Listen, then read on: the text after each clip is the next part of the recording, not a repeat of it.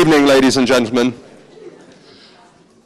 Good evening. My name is John Kampfner. I'm Chief Executive of Index on Censorship. It's my pleasure to welcome you all here tonight at Imperial College for this very important debate on science and censorship.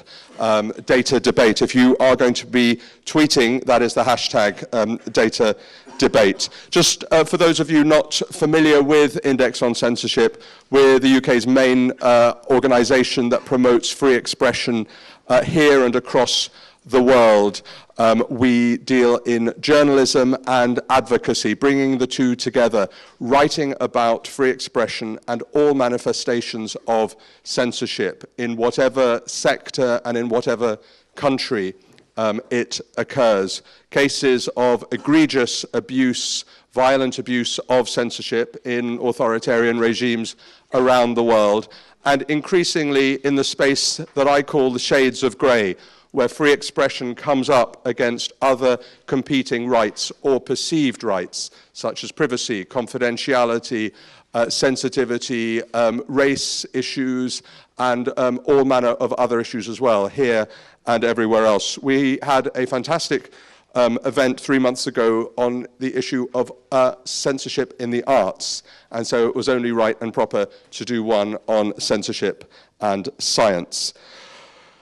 Next year we will have our 40th anniversary, and so if you go to our website indexoncensorship.org, you will see a list, and a growing list next year, of fantastic events to mark not only our foundation but very much what we are now doing to raise these censorship issues around the world.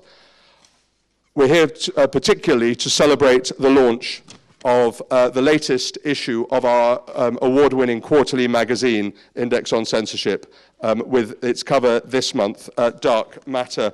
Brand new copies of the magazine are on sale just outside the auditorium at the specially reduced price of £5. And as ever, we would like to thank our publishers, Sage, for publishing the magazine and being so much more broadly a support for what we do and what we stand for. I'd like to thank our partner organisation, Sense About Science, and Tracy Brown for supporting the event. Sense About Science and our other colleagues, English Pen, we work very closely together in our thus far successful attempts to reform the UK's libel laws. We're looking on the government to introduce forthwith in May the full legislation, which pretty much emanates from the start of our tripartite campaign, the libel reform campaign, which began 2 years ago.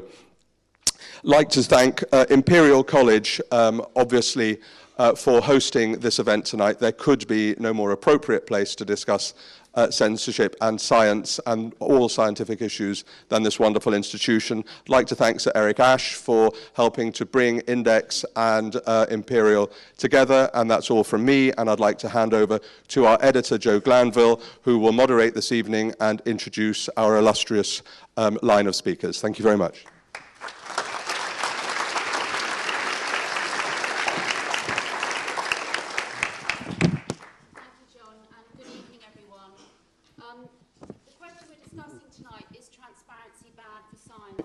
Seems at first perhaps a little bit of a perverse question to ask.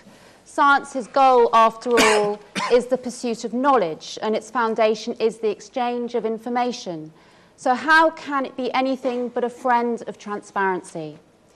Well, over the past few years, there's been an increasing disquiet about the use and abuse of freedom of information laws. There was ClimateGate, there's recently been Son of ClimateGate, in the run-up to Durban. As many of you may know, Sir Paul Nurse, the President of the Royal Society, has on more than one occasion recently raised his concerns about how freedom of information laws are being used, and raised the question that it's possible that there should be amendments made to protect academic research.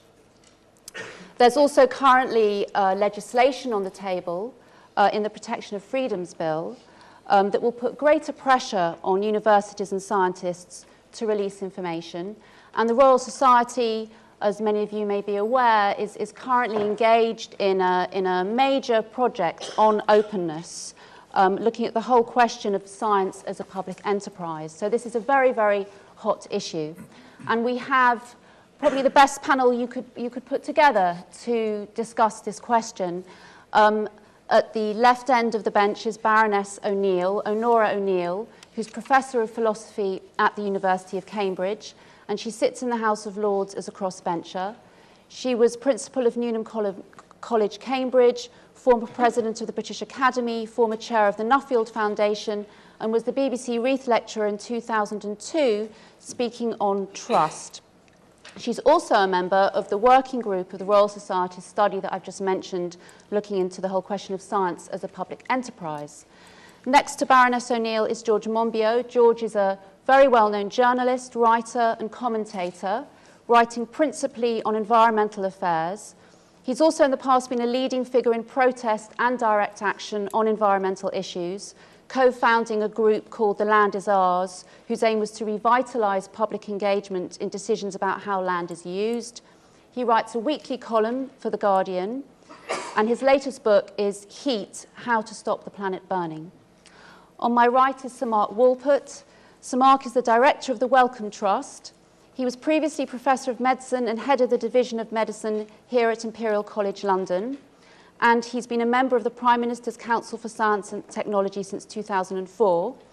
He's taken part in a number of independent reviews for the government on the use and sharing of personal information in the public and private sectors, and that includes the data sharing review, which he undertook with the previous Information Commissioner in 2009. And he's also on the working group, along with Baroness O'Neill, on the Royal Society's Science as a Public Enterprise. And at the right end of the bench is Professor David Colquhoun. David had the chair of pharmacology at UCL from 1985 to 2004, and he was the honorary director of the Wellcome Laboratory for Molecular Pharmacology. In October 2004, he became a research fellow and was made an honorary fellow of University College London. And since his semi-retirement from science in 2004, he's become increasingly interested in public engagement with science, science policy, and the removal of pseudoscience degrees from universities.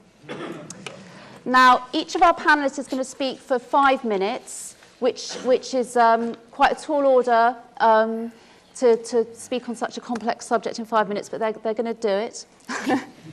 And then we're going to have a discussion on some of the main issues, and then we'll open out to all of you to join in and ask questions.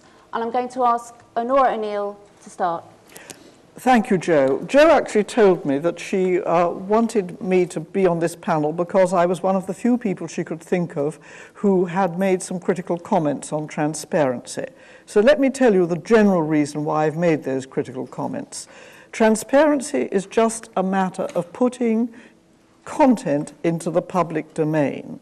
That's a very weak criterion and easily manipulated.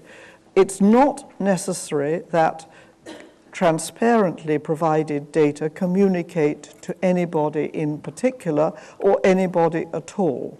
So they are, in my view, transparency is, in my view, a form of quasi-communication, not necessarily a form of communication. I think what matters for science and what matters for democracy is communication, not quasi-communication. That's a general thought for the background.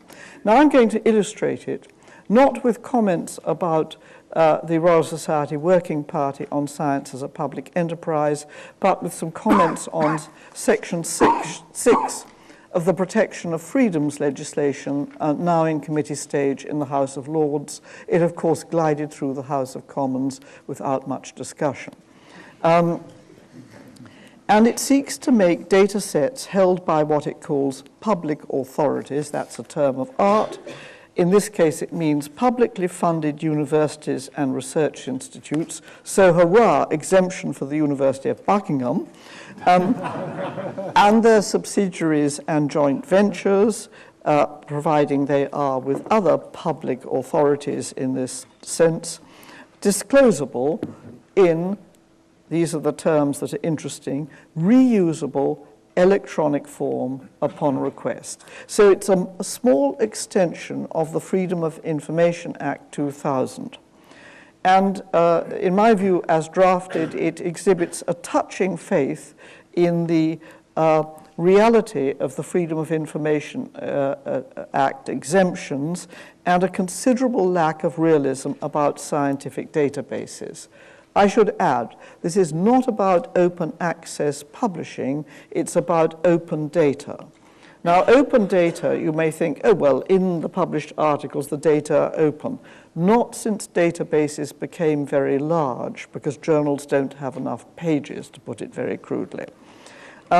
So the issue is about reusable electronic data.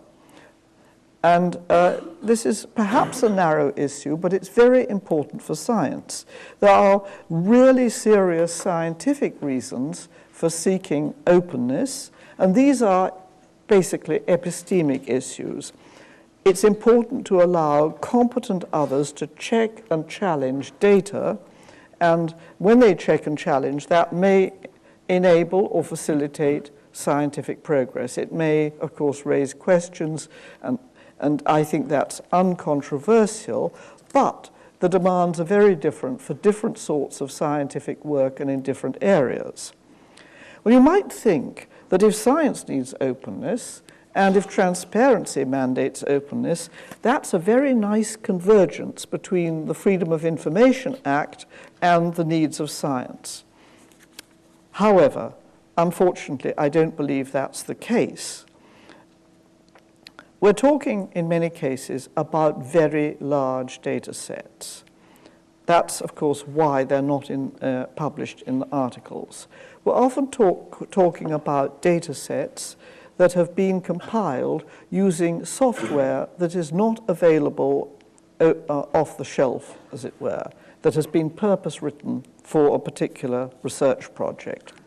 So I think the first question we have to ask is, by whom should the data be reusable when provided in electronic form upon request? But another question is, when should it be possible to request the data that other people are compiling? Just when one chooses, or perhaps when the database has been populated, or when it has indeed been completed and checked? And what is the value of this transparency? Is it valuable to request the disclosure of databases still under construction? There's nothing in the legislation to prevent that. And the disclosure is theoretically subject to two restrictions. One, the costs of making the data reusable may be offset by a fee. But, of course, this is not a question of providing the data to competent others. And once they are provided to all the world, including, of course, to corporations, perhaps corporations in jurisdictions that will not respect the license under which the data are made available, and which are jurisdictions where it's neither feasible nor affordable for the people who did all the work to compile the data to challenge their misuse. Secondly, and I think importantly, that many data are personal data in the meaning of the Data Protection Act, which you may say, and I agree, is very confused legislation.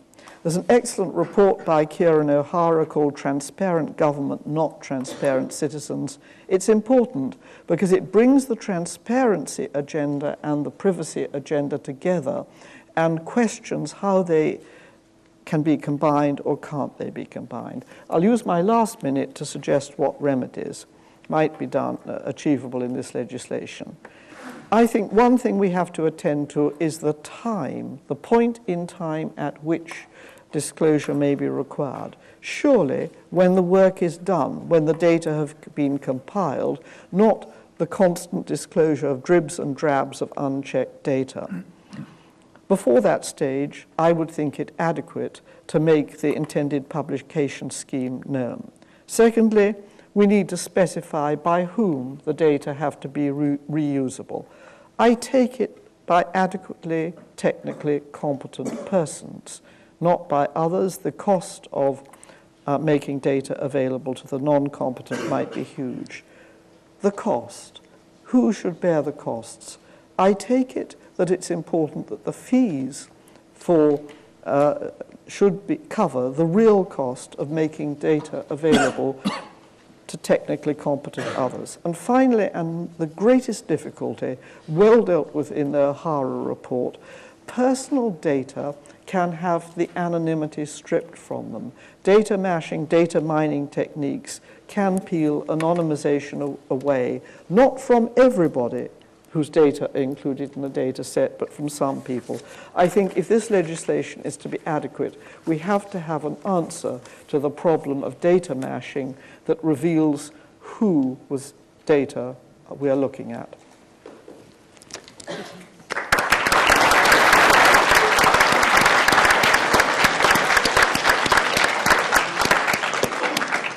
Thank you, Onora O'Neill.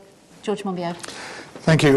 Well, I first realised the extent to which the relationship between science and the public is governed by a tragedy of mutual incomprehension when the climate emails were first hacked from the University of East Anglia. The university at first wouldn't have anything to do with it. It wouldn't issue a public statement. It wouldn't put anyone in the TV studio. Despite the urging of several people, including myself, it would not engage in the issue, whereupon it got completely walked all over by the other side. Eventually, after about 2 weeks, it fielded one of its scientists who gave the impression that he hadn't really been out of a fume cupboard for the past 20 years. And they shoved him, this poor man, evidently with no media training, straight onto Newsnight with Jeremy Paxman. And he stumbles into the Norwich studio, blinking in the light, where he was put up against, in London, Mark Morano, a professional bullshit artist who works for James Inhofe, the Republican senator who is the living embodiment of the oil industry and the corruption surrounding that in the US political system. And what this poor man from UEA didn't realise was that while the other person was speaking, the camera is sometimes on you. So while Morano was doing his bit, this guy was going,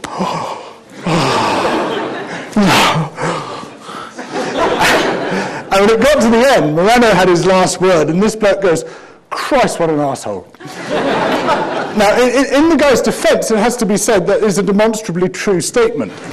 But it just gave an insight into how utterly unprepared the scientific community was to deal with this onslaught which was taking place. And indeed, when you look further into the issue, you found that it had been utterly unprepared all the way through. It was unprepared for the Freedom of Information Act. It was unprepared for requests under the Freedom of Information Act, even, in fact, for requests predating the Freedom of Information Act. And, you know, there are several emails saying we've got to hide behind the Data Protection Act and various other things, while talking about the kind of databases that we've just been told about by Onora. Now, before I go any further, I should say that in the clash between, particularly the media and science, and where things go badly wrong, the media is at least 95% to blame.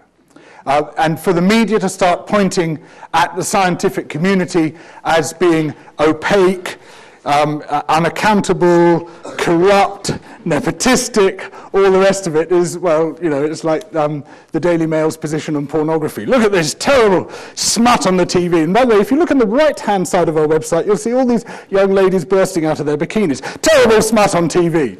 It's appalling hypocrisy, in other words. And we have, you know, one of the most corrupt and opaque industries of all in the media, which is in no position whatsoever to hold science to any kind of account. Not least because the great majority of people working in the media are humanities graduates who have no concept, no understanding of science, and even less interest in it. However, science, or the infrastructure surrounding it, feeds the media just enough cause for genuine suspicion to keep the hostility between the two camps stoked. And to give you just a few quick examples of where suspicion is well grounded of certain practices within and surrounding science. The undisclosed interests of some scientists. I found, for instance, that a very eminent professor at the University of Reading in the psychology department had for a long time been funded by the tobacco industry, but had not disclosed that in any of the relevant papers that he had published in the academic press. The ghost publishing often done particularly by people connected with the pharmaceutical industry, where the pharmaceutical industry will effectively write papers and then it will, for a fee, invite people to put their names on those papers. That is straightforward corruption of the academic process. The failure to publish negative results, again, particularly prominent within the pharmaceutical research. But then, surrounding science, we have other problems. Academic publishing is a very major problem, and the way in which the academic publishers, sorry about this, Sage, if you're in the room, take research which is by and large commissioned at public expense, stick it behind the most stupendous paywall, and charge us 25, 30, 40 pounds a go to read a single article. The worst case I ever came across was a piece behind an academic paywall which says, this article has been, and if you pay £31, you'll find out what this article is. This article has been removed for review. You get 3 words for £31, £10 a word, not bad. I wish I could earn it from The Guardian. And I mean, if ever there was something guaranteed to cause public suspicion and to put up barriers between public and science, that is it. You know, we're constantly being told that we should have better public understanding of science. We're constantly being told that journalists in particular should take things back to the primary source. So I say in my articles, read this in the Journal of Radiology and Protection or something, and my readers come back to me and say, I can't, it's 31 quid. To read that one article. It's a disgrace. These academic publishers, the lairds of learning, are pure rentier capitalists, economic parasites, using other people's hard work to make ridiculous profits, and it's time that we rebelled against them.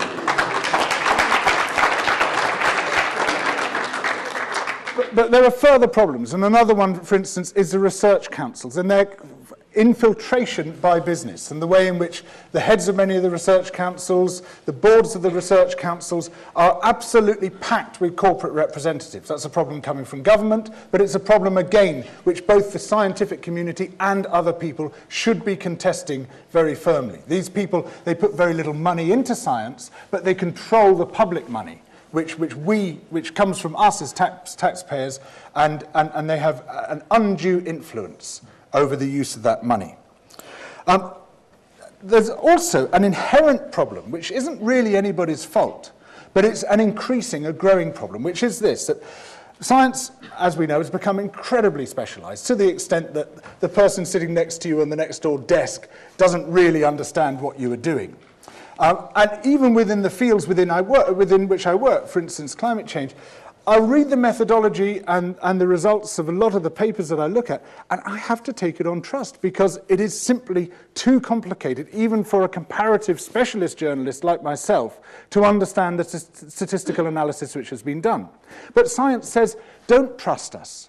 Don't trust anything except the evidence. Don't take our word for anything. But we have to. We have to trust what the scientists are telling us and trust that they are telling it to us straight, because actually we have no other means of understanding what is being put before us. And there's an inherent conflict, a paradox here, which somehow we have to try to engage with. Now, very briefly, to address one or two of the points that Onora makes. The databases she's talking about are almost an exact description of the point of contention when it came to the Climatic Research Unit's emails, which were hacked from the University of East Anglia. That's exactly the kind of database which people like Steve McIntyre were trying to get their hands on. And they were blocked by means sometimes legitimate and sometimes which I believe were not legitimate by the scientists, who could very easily have dealt with their freedom of information requests before it turned into a storm. But there was a culture really of not dealing with them. And the problem is that their failure to deal with them created an undue public suspicion of what they were doing and what their motives might be, and all the rest of it. I will wind up. And that then created the build-up of tension which led to the hacking and all the rest of it, as far as I can tell. And when Onora says this should only be released to technically competent others, and in case it gets misused, I think that's a profoundly patrician attitude.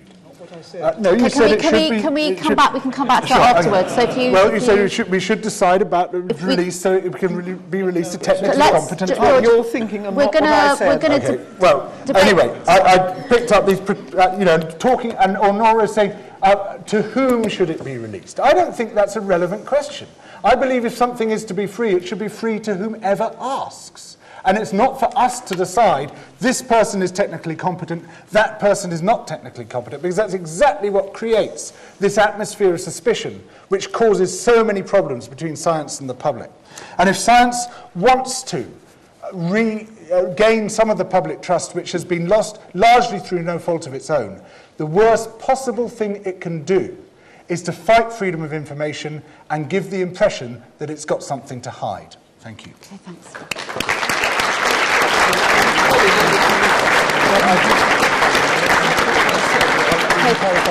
Thank you, George. Mark Walport. I was slightly worried that we'd have nothing to disagree about, but it turns out that's not the case. George, I don't think there's anything wrong with capitalism per se. Profit is okay, profiteering isn't, and I think that's the issue. So the Wellcome Trust is a funder of science, and our position is very straightforward. We want the maximum benefit from the science that we fund, and the best way of us achieving that is to achieve the maximum openness in the data. Science flourishes on openness, as Jo said. Theories can be scrutinized, experimental results can be examined. And openness in publication is something that actually we feel very strongly about. And when I got to the Wellcome Trust from Imperial, I suddenly found that I didn't have access to the results of the research we funded. And that didn't seem a very satisfactory situation. So openness in publication is very important, and of course the internet has given us new ways of publishing. But of course, someone has got to pay for that. There is a cost to publication, and we view it simply as one of the costs of research. And we reckon that for the scientific research we fund, it's about 1% of the budget. But it's a cost of research. It's no different, actually, to any of the other costs of research, the centrifuges that David would use, or the gels, or anything else. Now, to come to the issue of transparency, I think one's got to ask, what are the actual outputs of science, and what do we actually mean by data? Data comes in lots of forms. There's raw data, which is the numbers off the machines. And raw data is a bit like raw sewage sometimes. It can be harmful if misapplied. And so to take an example, raw temperature data means very little unless you have the altitude at which it's measured, the latitude at which it's measured. And so there's the second level of data, which is refined data. And that in itself also is not necessarily of value to anyone else unless you have the metadata that goes with it. And so one's got to be very careful when one talks about data. Transparency, what data for what purpose? And of course, an easy way to deal with data requests is just to put out tons and tons of garbage and let people get on with it. Then I think the point that Onora made, which I agree with completely, there's a big difference between data and information. And it's actually information that people need. And I think that information is sometimes confused with knowledge. And knowledge arises from massing information, assessing it. And so I think one's got to actually understand what one means when one talks about making the data available. It would be very easy to put out enormous amounts of absolutely useless garbage at astronomical cost. So transparency. Yes, of course it's a good thing in principle, but does it have limits? And I would argue that it did. So there's one area which is research for private benefit. So it's perfectly easy to argue that if the taxpayer pays, then the taxpayer should get the maximum benefit, and that means putting it out into the public domain. But if I fund something privately for my commercial benefit, then should I be forced to put that out? It would take away my competitive advantage. And capitalism ain't all bad. Just look at the state of our finances. So are there some caveats? Yes, there are. In clinical trials, there's a public interest. And so there's a strong argument that the pharmaceutical industry should make available the results of clinical trials. both positive and negative. Equally, an aircraft manufacturer who's doing research on composite materials which go into aircraft engines, then there may well be a case for seeing that research to understand whether the materials are safe or not. So, but not all research for private benefit we can expect to see made available. Onora's also raised the issue of research using confidential personal information. Although I would have to say I think one needs to be careful here, because I think this is sometimes used as a weapon by researchers to gain and retain competitive advantage, when actually personal information could be largely anonymized in a way that wouldn't cause the original subjects to be identified. There's also the issue of transparency over research in the developing world, a distinction between free trade in data and fair trade in data. And I think there's a real danger of doing research on populations in the developing world, and it's simply being piped to the north, where northern scientists will analyze it, and the people that generate the data don't get a fair bite at the cherry. And then I think there's the question of costs and benefits. It does cost an awful lot of money to put data out and maintain it in a form that's usable. Now, the Wellcome Trust is perfectly willing to pay those costs if there are value to the data that's going to be out there. Is freedom of information the appropriate tool to deal with transparency? I would say absolutely it isn't. I think if we have to legislate for this, we've failed. I think the scientific culture is intrinsically one that orientates itself towards openness. I think we need to improve the culture, particularly in public health research, to make sure that data sets really do get out there and aren't used for the private benefit of the researcher. But I don't think it makes sense for freedom of information to be used in a vexation fashion for organizations that are against animal experimentation to cause it to obtain information from a university which is regulated very effectively through the Home Office, through ethics. And again, the tobacco industry, is this the way that they should do their research, by making freedom of information demands on universities? I don't think so. So should all data sets scientifically be made available? Well, I think that data sets that have any sense of reasonable public utility should, wherever possible, be made systematically available. Small data sets, I think one has to balance the costs against the benefits. Yes, they should be made available when there is a legitimate interest in actually scrutinizing the data to see what lies behind a scientific paper. But I would just end with the position that, yes, openness in science is important. You'll only maximize the value of science if you maximize the openness. But I do think one's got to ask the question about what data for what purpose. Thank you. Thank you.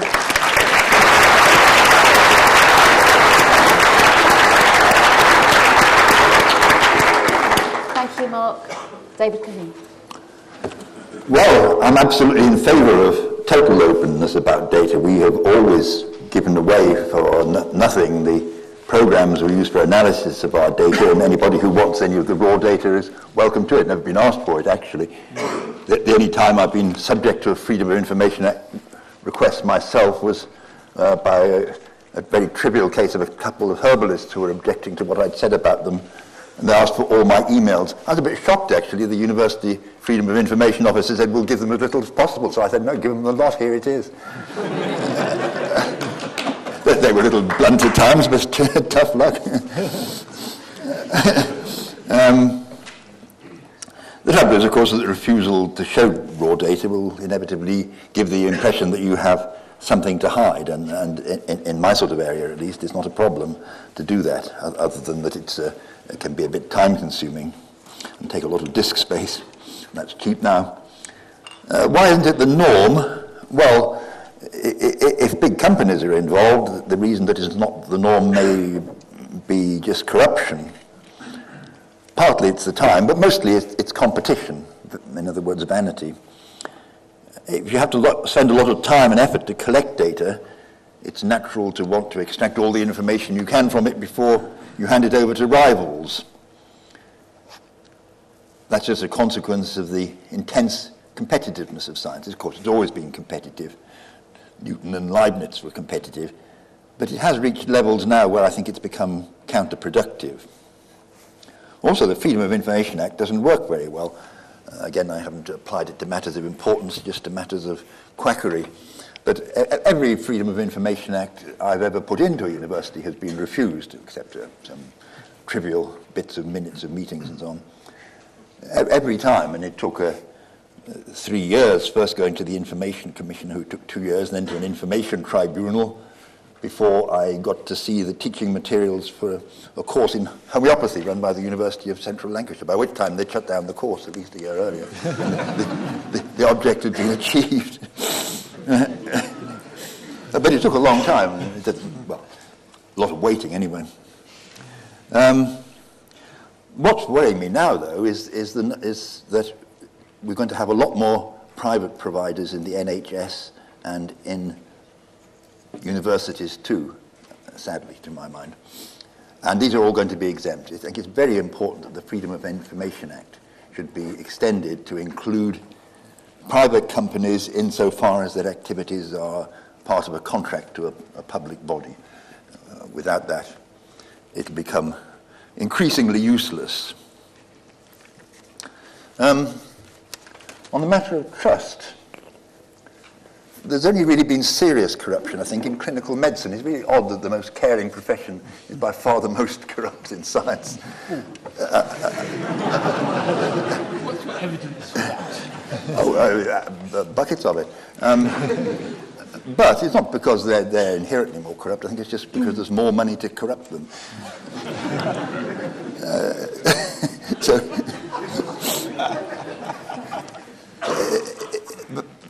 The suppression of a large amount of data from serotonin uptake inhibitors, for example, was quite outrageous, a crime against humanity. But the only result of that was a hefty-ish fine for GSK, which they can just absorb as part of their operating expenses. I don't think they care about it any more than Boots care about being ticked off by the Advertising Standards Authority, just par for the course. So one thing that can be done there is that, well, after some effort, it became mandatory to register a clinical trial when it started, but it is still not mandatory to publish results when it's finished. I think something like 17% of the cancer trials that were registered were actually being published. That's completely outrageous, and the thing has to be seen right through. I took a big effort to find the result of a clinical trial that was registered at the Bristol Homeopathic Hospital. The person running it wrote to the provost and said, "By what authority do I seek the result of this trial?" And I must say Malcolm Grant came out trumps that time. He said he wasn't aware that I needed any special authority to find the results of a clinical trial. I mean, the answer was a disgrace, of course. Didn't work, by the way. Which is no doubt why they wanted to hush it up. The situation certainly isn't helped, though, by university managers who care more about reputation management than about truth. There's a good example in Sheffield, Richard Eastall, Professor of Bone Metabolism. Come on, make my day and sue, Professor Eastall. He admitted in 2007 that he'd simply lied in a 2003 paper, being paid for by Procter & Gamble, when he said that the authors had seen all the data. In fact, it turned out that only the company statistician had seen the data. But the outcome of that was you couldn't get anything from the university, freedom of information or any other way. The person who did not appear on the paper because he objected to this deception was essentially fired, and Professor Eastall is still in position. Now, when universities behave like that, university vice-chancellors, there's not much chance of honesty. So, outside clinical medicine, the problem's vanity rather than corruption. The trouble is, if you apply for a grant from the Wellcome Trust and you have a gap in your publication record, you're going to get some sneering remark from the award committee, say, "I notice a gap in publication," and buzz off. That's quite regardless of the fact that lots of Nobel Prize winners have quite big gaps in their publication, but the system is not designed to cope with that sort of thing. It's the intense pressure to publish, regardless of whether you have anything to say, which makes a big pressure to make people keep things secret from others, and that should not be the case. It's barely an exaggeration to say that this pressure has generated produced a generation of what you might almost call spiff scientists, whose main talent is self-publicity and publishing a paper every 2 weeks. And the problem there is it's been going on for long enough that some of them have got onto the review panels where they encourage others like them. I did manage to find out, this was something of a coup, I thought, actually what University College London pays Elsevier for e-journal access for 1 year. 1.25 million euros. Can you believe that? I think a system might be made to work where people just publish on the web with post-publication peer review. That's a fairly extreme view, and it would take some working out, but it would solve a lot of problems and save a vast amount of money. Finally, the other thing I think that could be done that would improve matters would be a change in the way the funding is done. Funding of very large groups for very successful stars, which is actually the way Wellcome has gone recently, I think is a mistake, simply because nobody can predict with sufficient accuracy who the stars will be. And also big groups never give very good value, actually, if you look at publications per pound. That's a crude measure. Perhaps if everyone was limited to a group of 2 or 3 people, it could vary, of course, depending on the particular field. And if you weren't allowed to publish one or more than, say, 2 papers per year on average, the amount of rubbish in the literature would be drastically reduced, and you would get better value, and you'd have a better chance of finding the winners because you'd spent the money more widely. Okay. Thank you.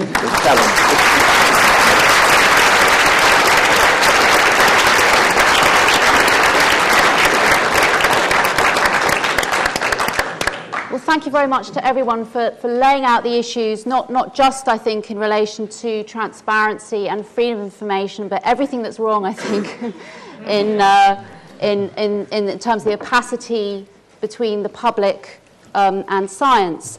And I actually wanted to start with a killer point, really, that Mark made, which is essentially that freedom of information is not the right tool for science. And one of the points that Mark made and also Baroness O'Neill made was around the volume of data that I think, Mark, you described as raw sewage. But there's some nuggets in it. If you want to sort through it. But my answer to that would be is that first of all, that freedom of information is still a very young piece of legislation that campaigners fought for years and years and years.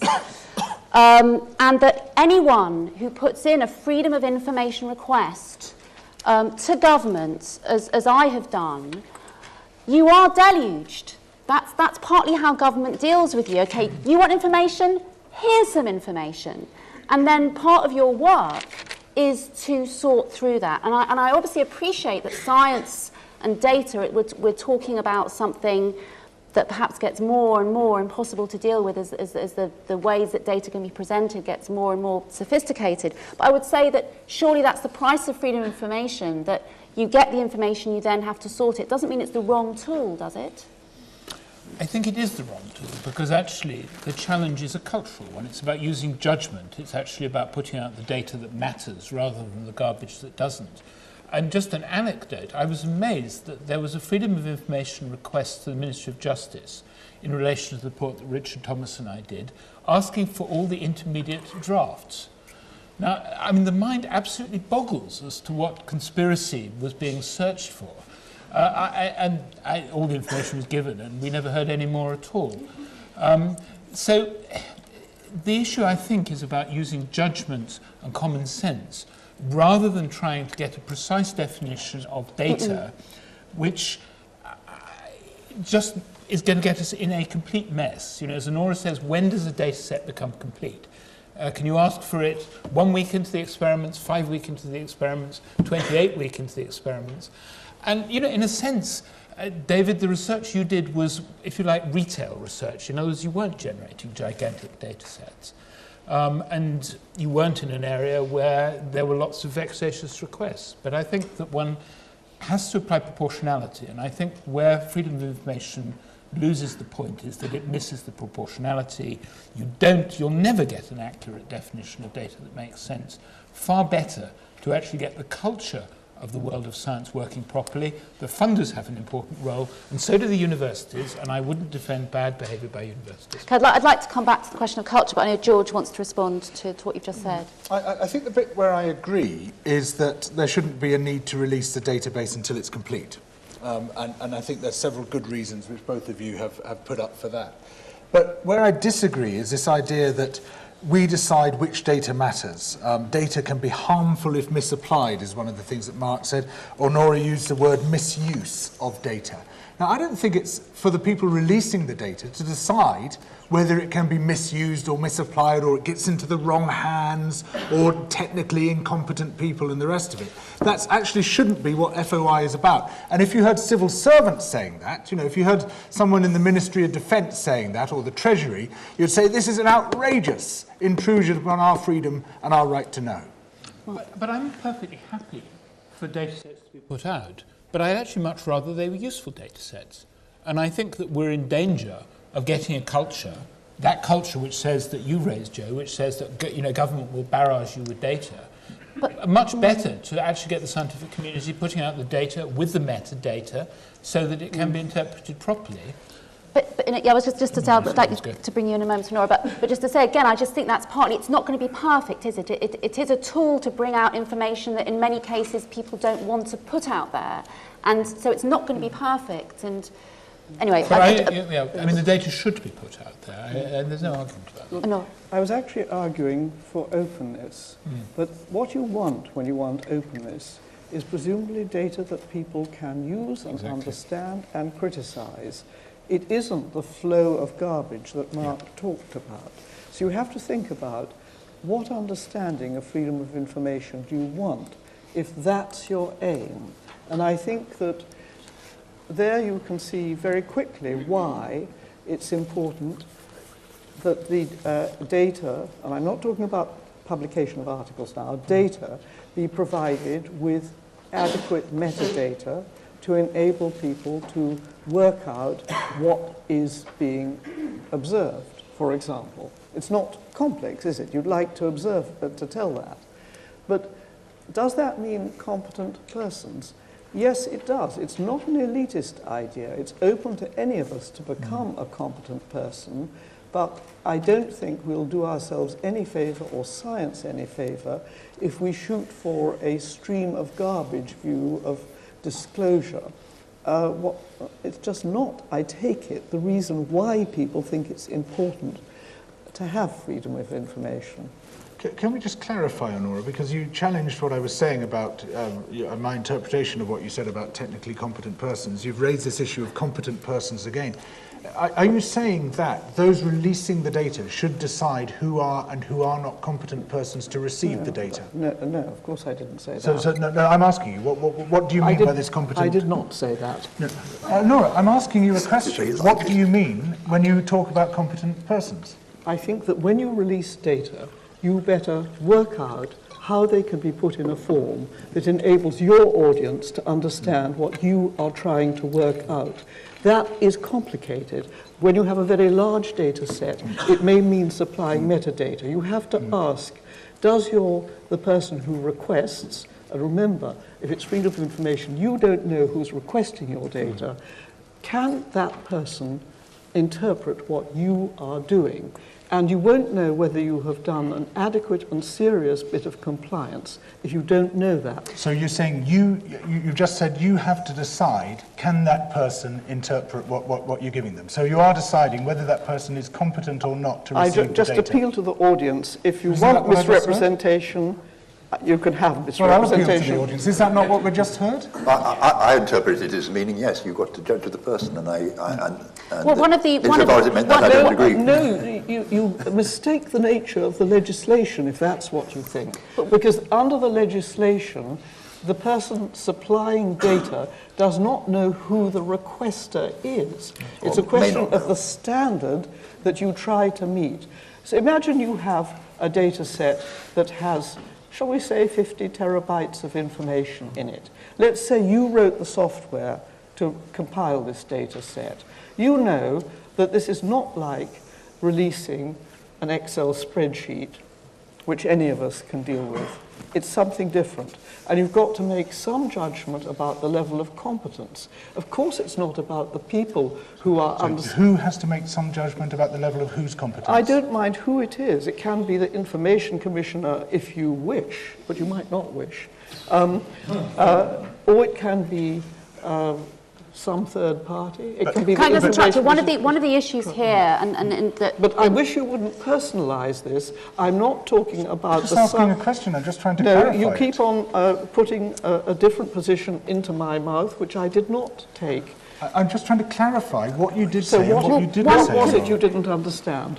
Well, I hope we've now sorted it out. But the question I had, because you challenged me on my interpretation of what you said, and in challenging it, you actually supported my interpretation of what you said. So now we're all left. State your interpretation, then. The interpretation is that someone has to decide whether someone is competent to receive the data which is being put out. Someone has to decide. I did not say that the data generator has to decide, and that was the position you imputed to me. we're going to get... I'm sorry about it. Back you know how it is when you're misrepresented in public. Can we move on? Can we move on for this? One of the issues here around the legislation that you referred to, Onora, in your 5 minutes, is this legislation that will require data sets to be released in a form where they're capable of reuse. The phrase in the legislation is reusable, and the question I raised was reusable by whom?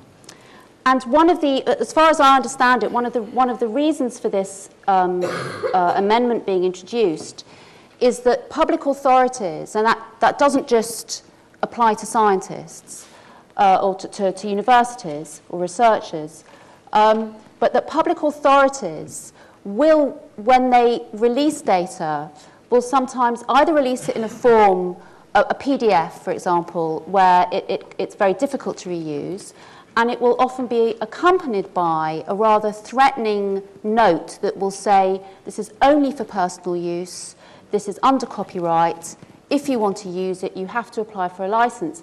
My understanding is that this amendment has been put down in order to make that less easy. As far as I know, no amendment has yet been put down. No, well, the amendment that's being discussed. I think there's probably a whole series being discussed. Okay, but the amendment is the question around data sets. So there is an issue here. Dave, I have to bring you in because you haven't been rather left out. There is an issue here about the reluctance within the science community, perhaps, to engage with freedom of information. Do you think the science community is catching up a little bit late?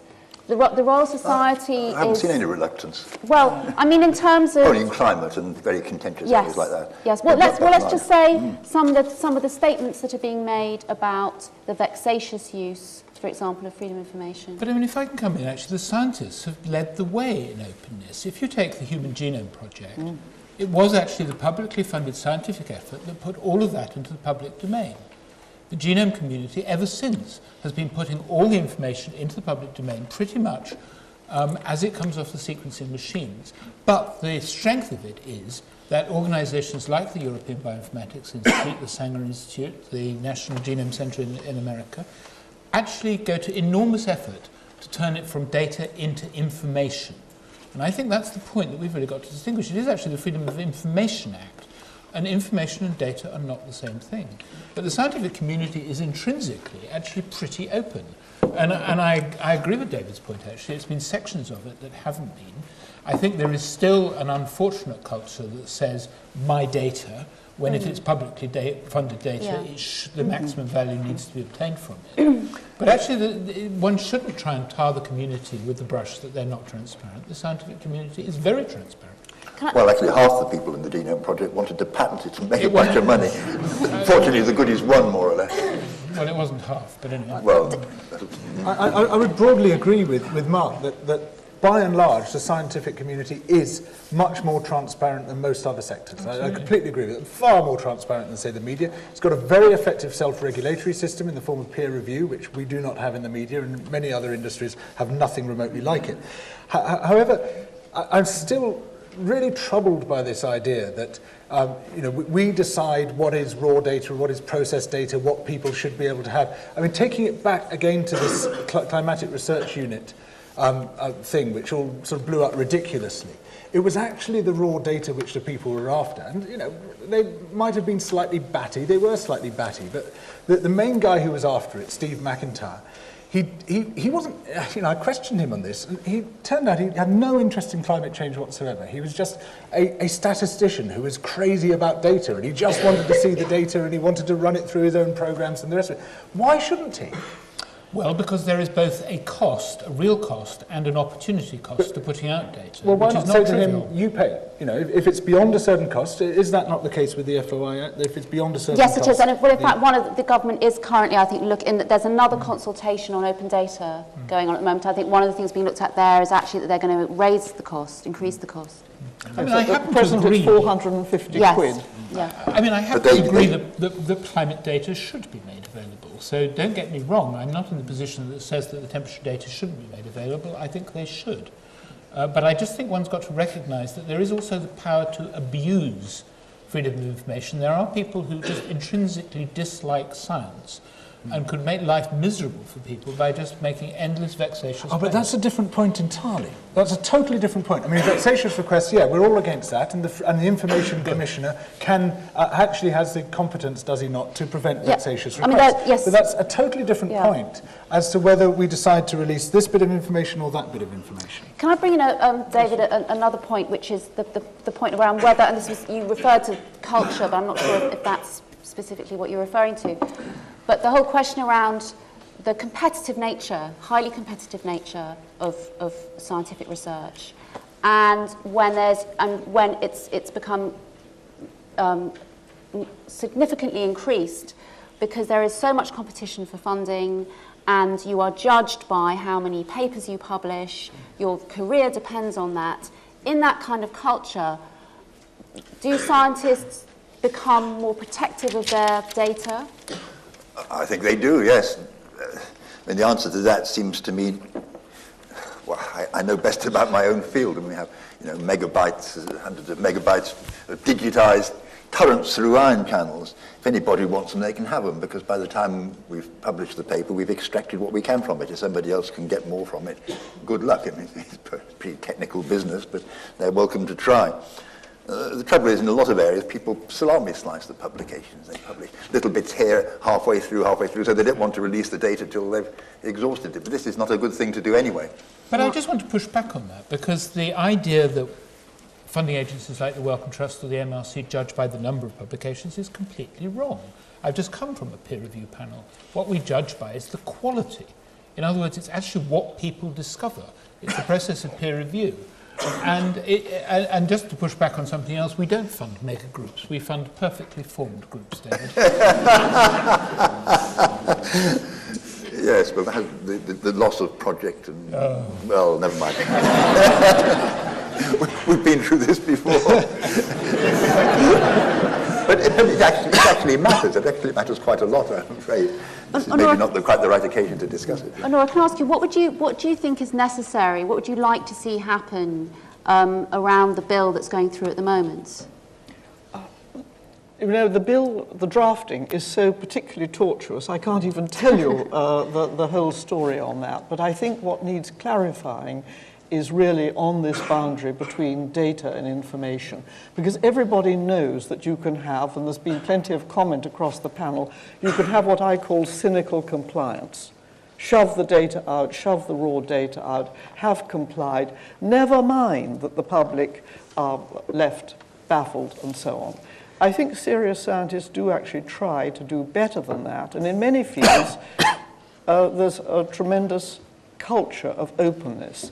But there are fields where the data are of sufficient size and complexity. Megabytes is simple, but it gets to the point where you've got to make a decision. I don't know that we know who should make the decision, and I certainly don't claim that it has to be the generator of the information, but somebody has to make a decision on what level of scientific understanding is going to be catered to. You really aren't going to be able to put very complex, huge data sets out in a way that will enable every first-year undergraduate, and that's quite a sophisticated person, to understand them. And so we've got to make a decision there, and maybe it's the Information Commissioner's scientific panel who decides. I wonder whether that's the right idea. I don't think it's necessary at all. I'm going to open it out to all of you in a moment. You'd be prepared to put it out as garbage? Not as garbage. No, my data isn't garbage. Not to you. Not to you. And maybe not to the person asking, but that surely isn't someone else's task to judge. It's their task to decide whether it's garbage to them or not. And I just come back to the point that for anyone who's got experience of putting in freedom of information requests, that garbage does come back, and there may be a specific issue around science, but that this is the nature of, to a degree, of how freedom of information works. We'll get what we deserve. Inevitably, because you're looking at disclosure, you're not looking at communication. Exactly.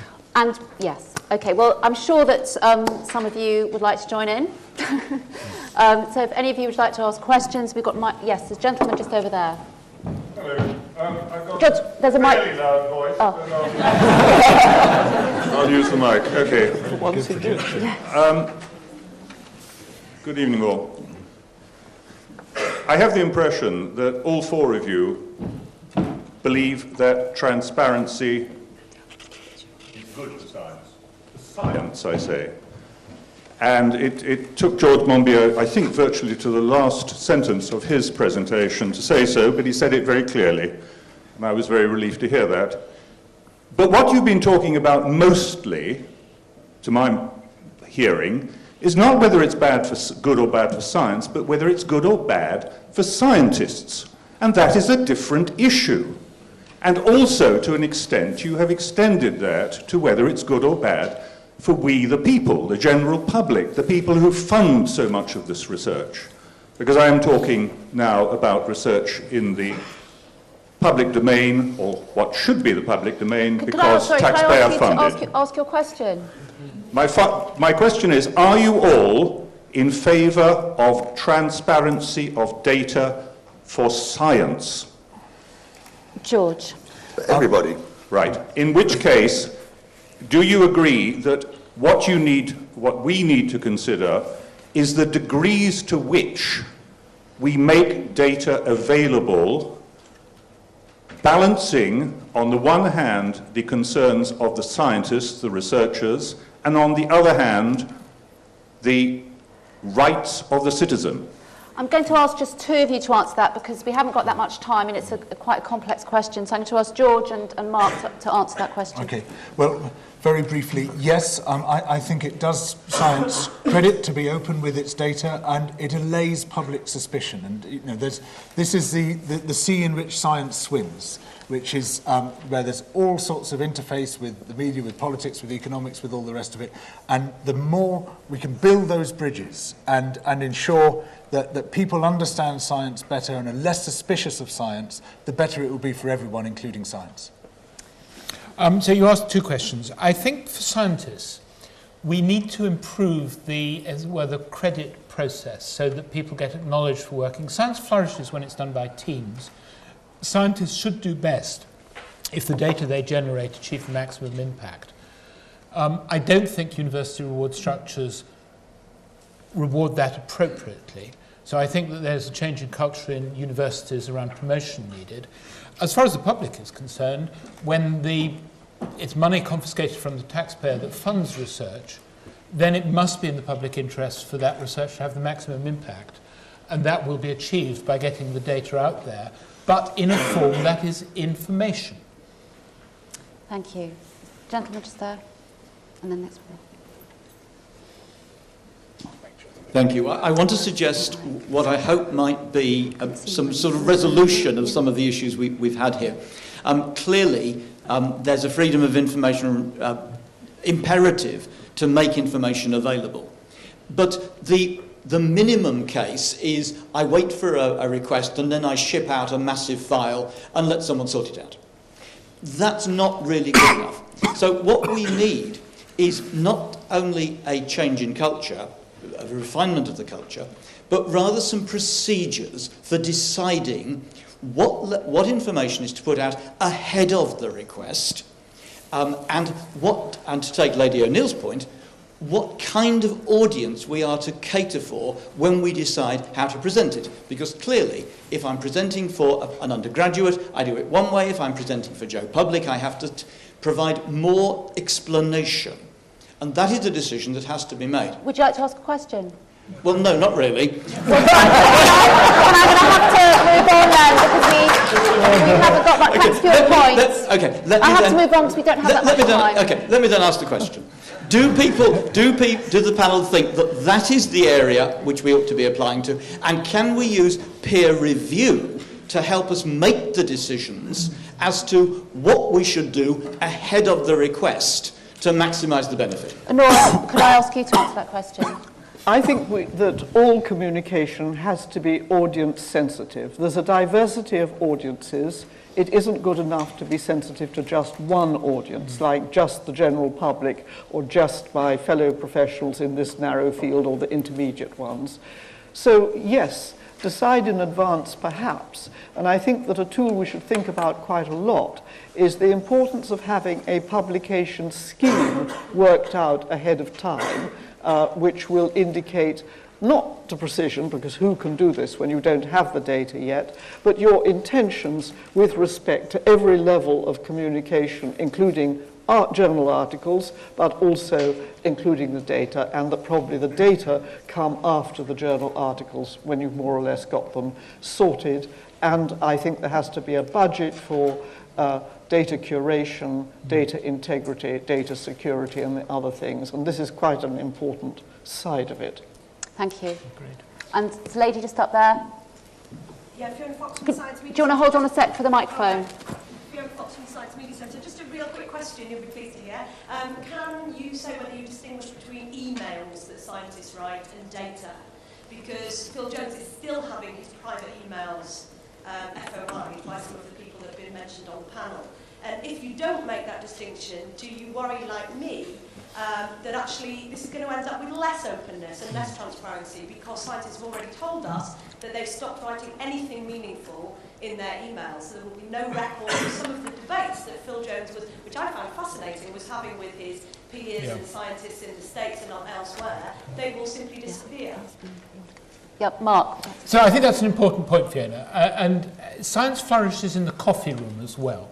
And so that free conversation, which must be uninhibited between scientists, is very important. And obviously the internet offers new and improved ways of doing that. It would be a terrible pity if you had to record everything you said in the coffee room in case it was freedom of information requested. And by the same token, I think that there has got to be some limit. Okay, David. I don't mind people seeing the emails. A paper that's just come out in the Journal of Neuroscience went through about 54 drafts, the first version, and then another 15 or so in the revision, because we happen to get rather good peer reviewers. If anybody wants all 65 of them, they're welcome.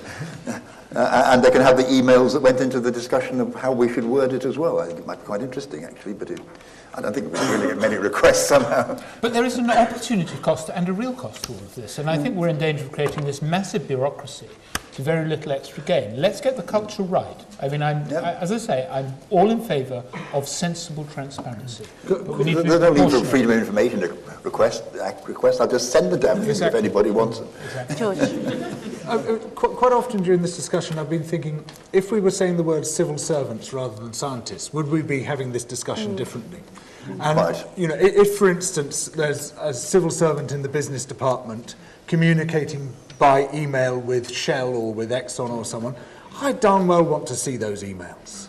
And I think that if that's a rule for one branch of government employees, it should be the same rule elsewhere. We can't start making exceptions as to which branch of the civil service or government employees should be subject to FOI of a particular kind and which should not. Otherwise, of course, all sorts of civil servants elsewhere in government start reclassifying themselves as belonging to a different branch.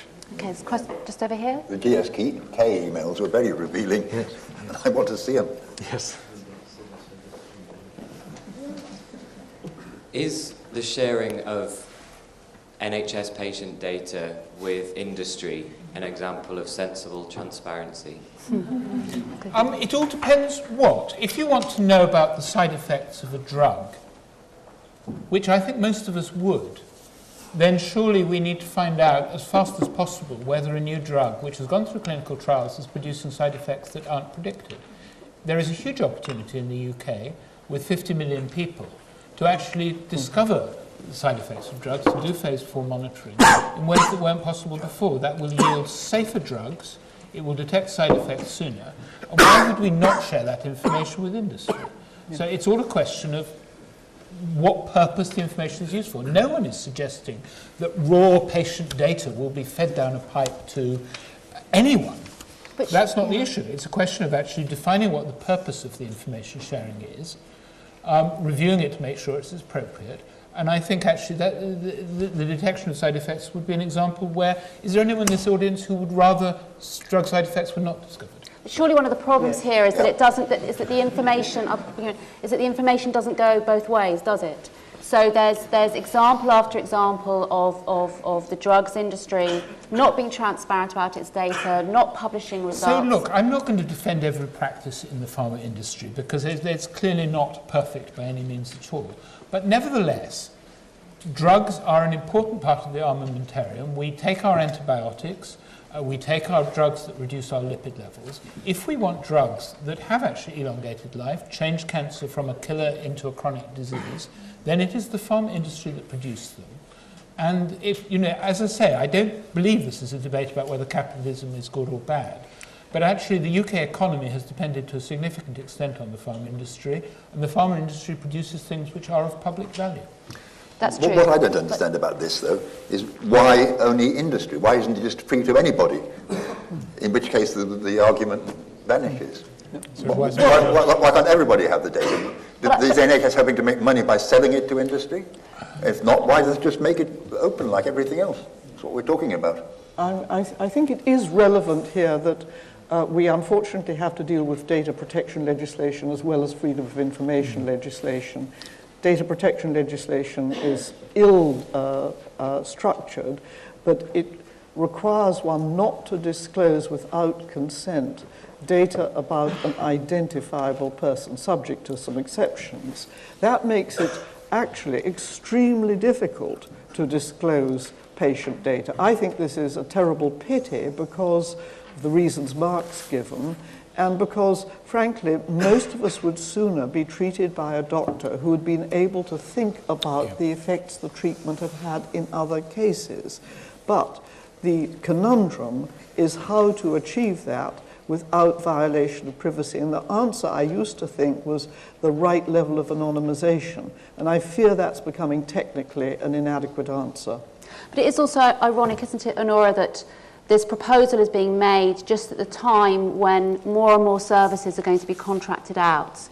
And so it's going to be less and less easy, actually, to get information that isn't about scientific data, but is about information that the public should be able... But that's a very powerful argument for actually transparency in the sharing of data. We all want the best healthcare provision. How can we know whether we're getting the best healthcare provision if there aren't data collected on clinical outcomes, on how well diabetics do, whether patients develop renal failure, whether they go blind? It's all about collecting that information and making sure that it is used properly whilst protecting the identity of individuals. True, but the transparency has to go right across the board, doesn't it? In the case of health provision, absolutely. Talking of which, we're touching on a very interesting subject here, I think. We're asking about whether public data should be shared with corporations. What about corporate data being shared with the public? Well, that's the point I'm making. That's the point I'm making about the drugs industry. Well, it depends on the circumstances, doesn't it?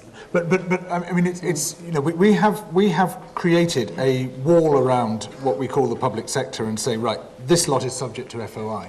It seems to me the obvious next step is to start taking that to another enormous source of power, currently a very unaccountable source of power, not just the pharmaceutical industry, but right across the corporate sector. Why should we not know what corporations do?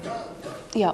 So, if they're providing a public service, then they should be, I think, just as open to it as if they're providing the NHS or universities, they should be open to it. Yeah, yes. I hope that'll happen. I just, if I may, quote from Phil Jones, the latest release of emails. They are mostly people, he says, that he's been asked, who are these people who are asking for this information? They are mostly people who correspond on the Climate Audit blog site. They all seem to have infinite time as they are all retired. Now there's a serious point to that, which is that there's an untapped resource that when we talk about who's qualified, and I am one of those climate audit people. I'm not retired, by the way. But I've learned an enormous amount about statistics through some of those people. No, not all of them. It's a small proportion. But some of them really know their stuff. They've been doing things in industry. They are still doing things in industry, or they are retired. But they know their statistics, and you learn a great deal from it. So don't rule out. The other thing I wanted to quote. And I have got a question, which is, have you read Fred Pearce's excellent article that Jo edited in Index on Censorship? But the section to read, if you haven't got time to read it all, is a fine line between the crackpot and the sublime. So obviously one of the issues here is, which we sort of touched on, is the extent to which the non-scientist or the person who is not a professional scientist is able to use the Freedom of Information Act to get information. Is that part of the problem, do you think, David, that there is also a hostility in terms of perhaps handing over that information to someone who's not a professional scientist? I certainly don't care, but I think that this is complicated by... That's because you work in such an esoteric area, David. Well, basic, yes. It's rather complicated by the fact that it always comes back to climate, which is very atypical of most science. I mean, I had a piece on freedom of information in the Guardian, had more comments than anything else I've ever written. 260. Not an ounce of light among the lot. Tell me about you're telling me about this. Yeah, well, I mean, just ranting on both sides. It's a pretty atypical of the rest of science, so one has to keep them separate, perhaps. Question. Yeah, Tracy. Hi, Tracy Brown from Sense About Science. I'm not convinced that the panel's adequately looked at the problems that have been raised. I really don't feel convinced, for example, if we were to look at epidemiological data, that there would be any way of protecting anonymity if you're looking at cases of rare cancer and things like that. I think that would be so obvious from any sharing of data that it would be highly problematic. And that raises in my mind, in our experience at Sense About Science, we handle questions from all kinds of different organisations, from groups of midwives, from doing their morning rounds. There's a story in the Express. Is there any truth behind this? They want to know. And the question, what they're always asking about is not the what, it's the how. It's the how. How many scientists say this? How do we know about this? What do other people in the field say about it? What they're really looking for is the interpretation. Where do I place this piece of information in the grand scheme of things? Is it a left field idea? Is it a mainstream consensus idea?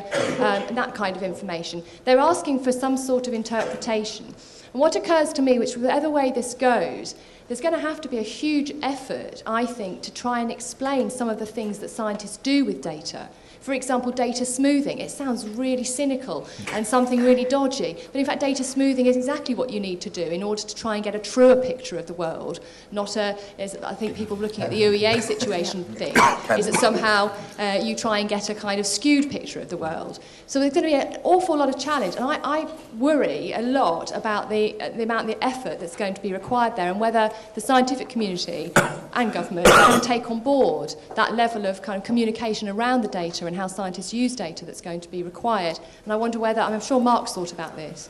Okay, so you raised the issue of epidemiology. Now, one of the points about science is that science is only valid if it can actually be examined and preferably repeated. And so what one's balancing is the point that Onora made, which is about protecting the identifiability of the information, with, on the other hand, being able to validate it. And so I worry about epidemiological data sets which aren't made available to other people. They have to be done in a manner that protects the confidentiality of the individuals concerned, which was one of the recommendations in the review that I did with Richard Thomas, which is that there are some data that need to be handled in safe havens. In other words, environments where if people try to re-identify, well, A, the risk of re-identification is minimized, and B, if they do, they're in trouble. But I mean, there's no question that protecting the identity of individuals is very important. But I don't really buy the argument that epidemiological data sets therefore can never be shared because they are so sensitive. Because that would mean that the science isn't valid. I'd like to bring together themes from those last two questions, actually. And I think you're absolutely right that we need to make as much effort as possible to explain and contextualise. And there's some very good groups like the Intergovernmental Panel on Climate Change or the UN Scientific Committee on the Effects of Atomic Radiation who exist exactly to do that and to sort of pull together everything and to explain it. Of course, it won't make any difference to people who harbour unscientific beliefs in a religious fashion because they're simply not amenable to refutation. People, it doesn't matter how much evidence, how much explanation, how much persuasion you do, you're not going to reach some people.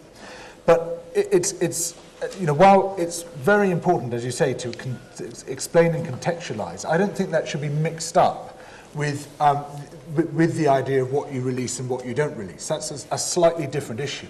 And we heard you talking about midwives. We heard the man from Climate Audit talking about the statisticians and the sort of slightly geeky people who are just obsessed with the numbers. Two completely different communities who want something very different, perhaps. But I don't believe it's up to anyone to decide whether one community is competent to receive it or not, whether it can only be released with a certain contextualisation given and the rest of it. While I find myself at odds very often with the Climate Audit people, I agree with their demand that if they want the raw data, sewage as it may be, they should have it. And if they want to wade around in the so-called sewage and see what they can find in it, that's up to them.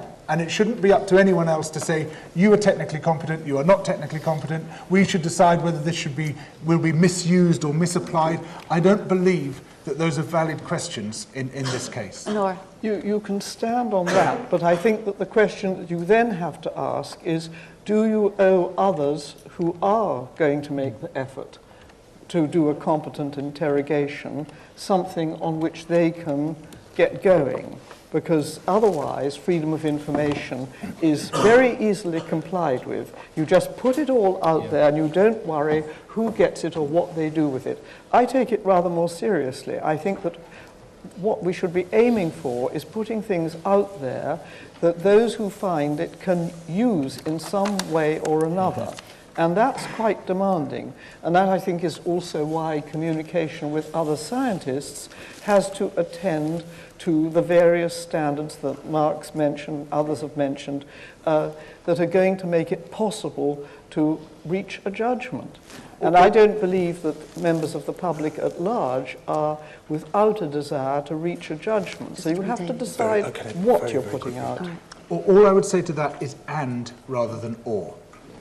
Release it. If people want the raw data, release it. Also release interpretations and contextualization and the rest of it, but don't make that a choice between the two. You either get this with the contextualization and discussions of competence, or you don't get it at all. Let's have both. I don't think it's particularly difficult to make it clear. If I give a digitized current, I give the conversion factor so you can convert it into picoamps. Anybody who doesn't know what a picoamp is not likely to be very interested in the data. I mean, it's really quite easy on the whole to say what the data means. I think you're greatly exaggerating the difficulties. We're going to have to bring this fascinating conversation to an end now, I'm afraid. I know that John Kaplan wants to come and say a few words before we close for this evening, but I first want to thank our very feisty panellists, Onora O'Neill, George Monbiot, Mark Walport and David Colquhoun.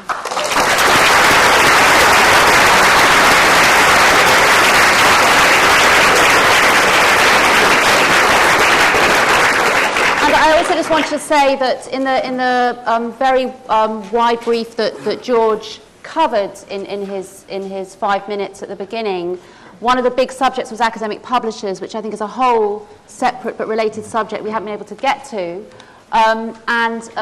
We are published by an academic publisher, very proudly, by Sage. And I just want you to know that special offer, £5 tonight for an issue. Not $1 million, it's a bargain, okay? That's what I was going to say.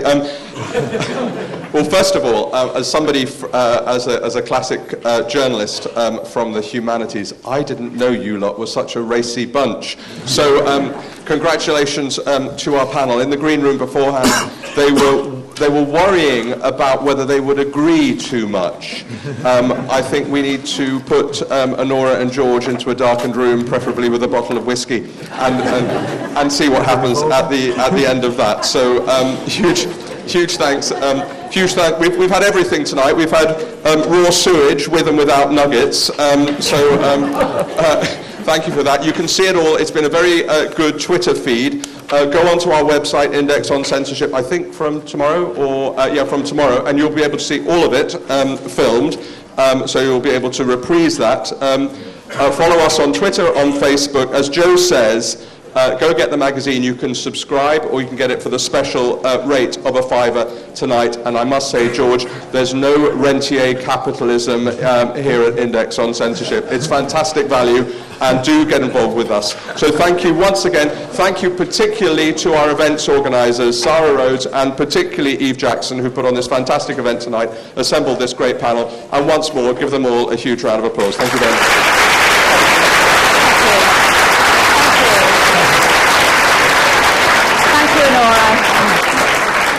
Thank you, David, very much. That's good discussion. I'm glad you had one person on who's actually getting data in reasonably recent past, at least. Good stuff, David.